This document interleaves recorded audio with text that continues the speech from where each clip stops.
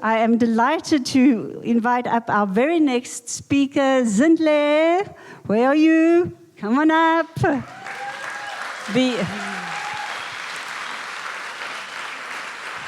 The ocean speaks. Zintle. You want to adjust it? I can bring it down. Do you want it down a little bit? Excuse us. Oh, tightening it. Oops. Okay. Yep. Down. Good. Let's give a wave of applause to Zintle.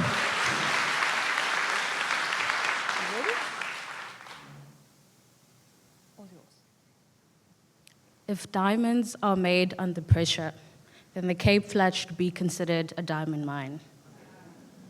I was born and raised in Gugulethu, a township in a part of Cape Town known as the Cape Flats, a place that came with daily challenges, but ultimately made me who I am today.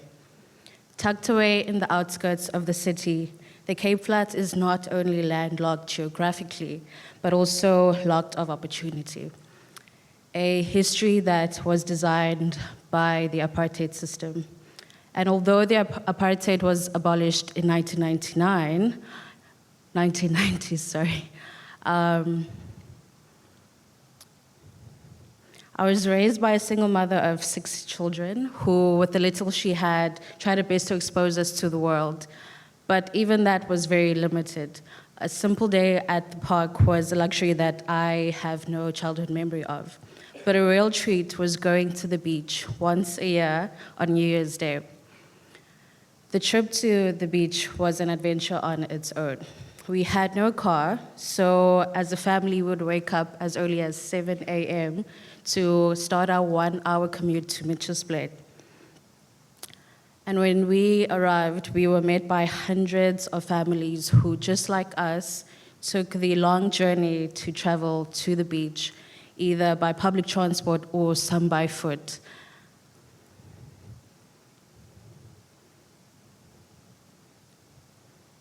And although it was very chaotic, it was amazing to see hundreds of people who looked just like me to take a day out to just enjoy a day of peace and freedom, a luxury that we usually did not have in the Cape Flats.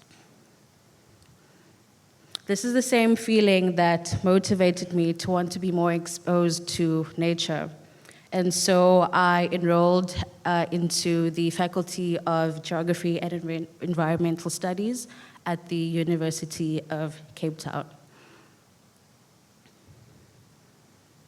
I wasn't yet sure what I wanted to pursue with my profession, but I knew that this course was going to take me to where I needed to be.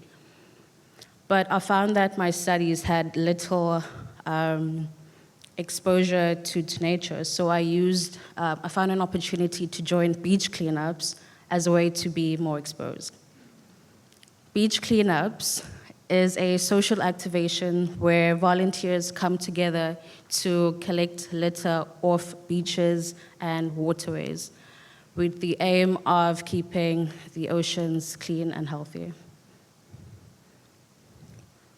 Through the beach cleanups, I finally got to be closer to the ocean after years of being not having access to it. I finally got to connect with like-minded people and even learn to swim for the first time in my 20s. I eventually got to lead beach cleanups, and I even got to be part of exciting projects such as being part of public murals that were commissioned by the City of Cape Town to drive awareness around public pools in the city. Although it was fun finally being exposed to the ocean, I soon learned that the sea animals and the oceans are under great threat as a result of human impact.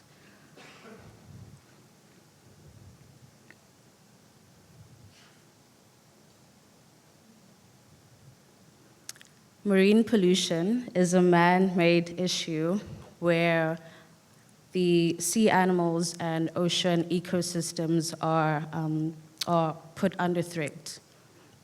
And these are just a few examples of the damages that are caused by man-made pollution. Marine pollution also degrades the quality of the ocean, thus degrading the quality of the food that we eat.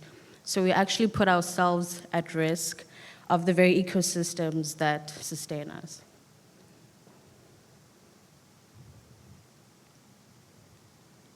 Now more than ever, we need more active and informed citizens. But the great thing is that through small changes, we can all help alleviate these human impacts that are imposed into the ocean.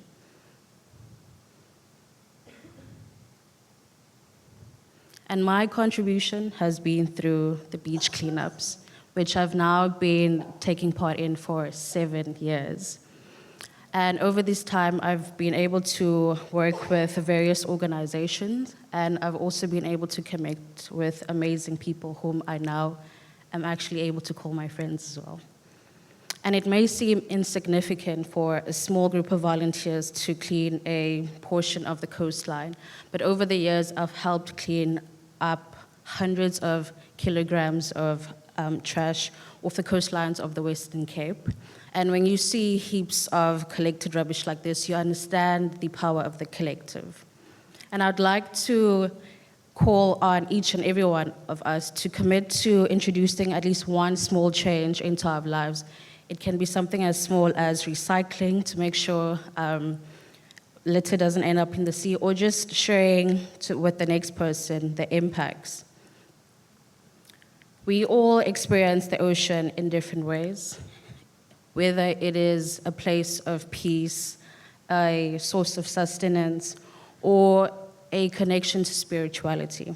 However you experience the ocean, it is part of our daily lives. So, the ocean provides us with so much. The earth provides us with so much. The air we breathe, the food we eat, and the very land that we call home. And it's time that we help save our planet and protect our home, because this is the only home that we have.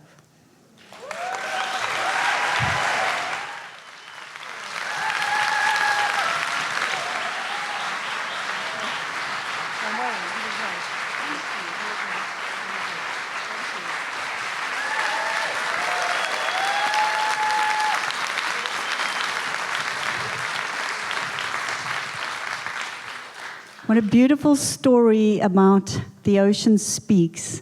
And I hope after that we are all going to listen a little bit more to the ocean. We have some